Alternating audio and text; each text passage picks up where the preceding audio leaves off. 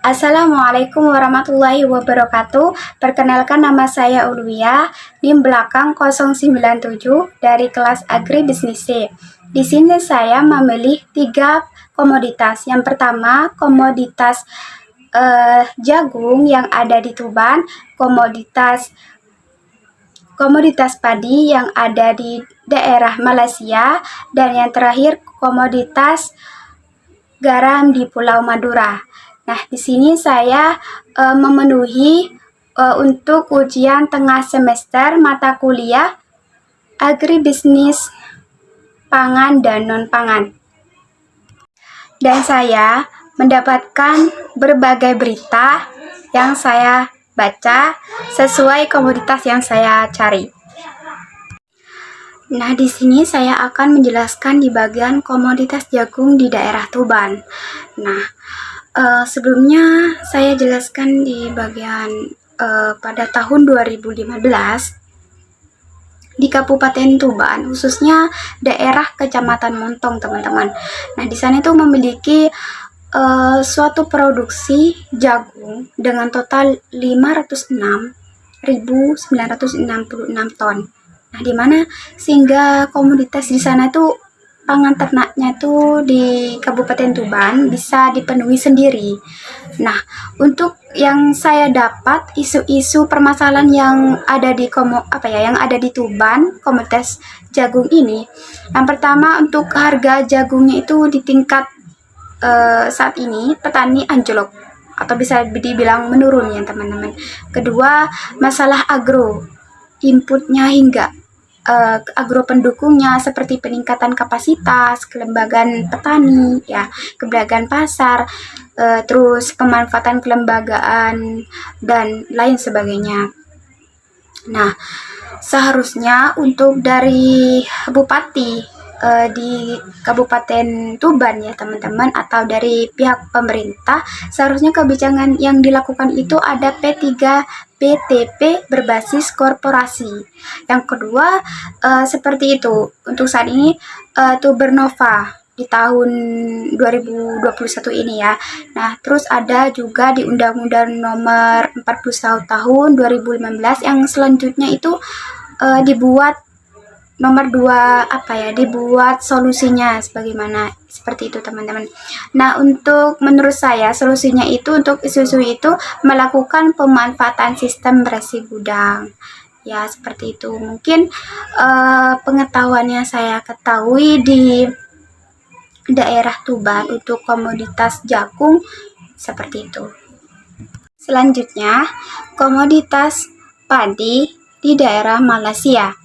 Nah, sebagian besar penduduk di kawasan Asia Tenggara permata pencariannya, seperti di mana sebagian besar lahan pertanian tersebut yang ada di Malaysia Barat, lebih dari 50% penduduk pendesaan di sana itu bekerja dengan sektor pertanian. Nah, selain itu, di Malaysia, perekonomian Malaysia itu juga didukung oleh tambang, di mana hasil tambang yang utamanya itu adalah timah putih.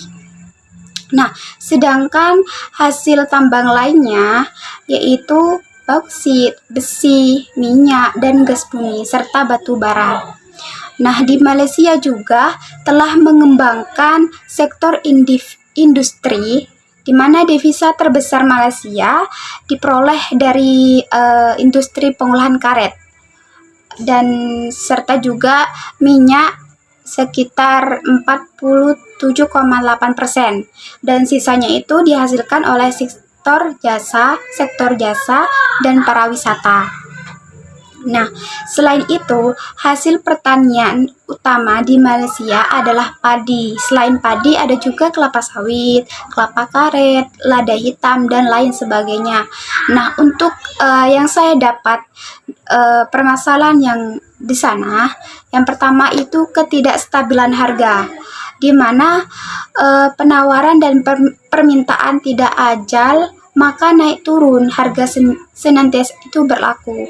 Nah, ketidakstabilan harga ini kerap sekali menggugat rancangan pengeluaran dan pelaburan, terutamanya di kalangan petani kecil yang kekurangan sumber. Nah, untuk ketidakstabilan harga juga mengakibatkan tidak stabilnya pendapatan. Selanjutnya penawaran dan permintaan bermusim. Nah, di sana tuh masalahnya tuh di penawar dan permintaan yang bermusim. Ketidakstabilan harga kerap sekali dengan musim penawar dan permintaan yang ada di Malaysia itu berpengaruh dalam acara perayaan, perubahan pendapat, dan sebagainya. Nah, untuk penawarannya itu sebaliknya dipengaruhi oleh cuaca dan amalan perladangan. Nah, menurut saya ya, kebijakan dari dari pemerintahnya atau dari bupatinya, langkah yang diambil pertama itu harus dilaksanakan ialah mengajak paradigma golongan muda. Nah, selain itu ada juga pemberian insentif khas kepada golongan garundan yang ingin menceburi bidang pertanian. Nah, diharapkan dari solusinya itu bisa dianggap sebagai engine kedua pertumbuhan ekonomi negara yang ada di Malaysia. Seperti itu, teman-teman. Komoditas garam di Madura. Nah, untuk di sini saya akan menjelaskan potensi garam terbesar di Pulau Madura, yaitu adalah Kabupaten Pamekasan, di mana komunitas garamnya di sana tuh udah mencapai sebesar 199.356 ton. Nah, di sana tuh komoditas garamnya yang saya dengar permasalahannya itu aspek pemasarannya itu belum jelas dan juga terdapat standarisasi harga. Nah, ini permasalahannya sudah rata-rata yang ada di Madura gitu ya. Nah, seharusnya untuk kebijakan yang dilakukan entah itu bupati atau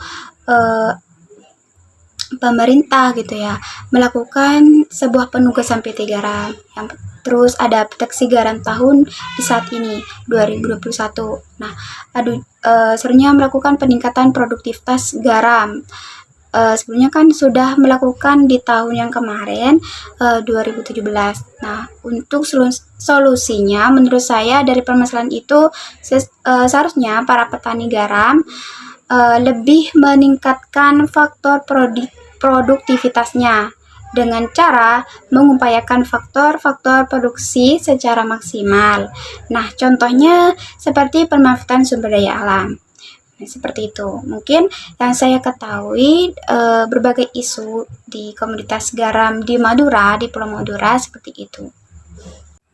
Baik, cukup di sini dari penjelasan saya. Semoga bermanfaat. Assalamualaikum warahmatullahi wabarakatuh.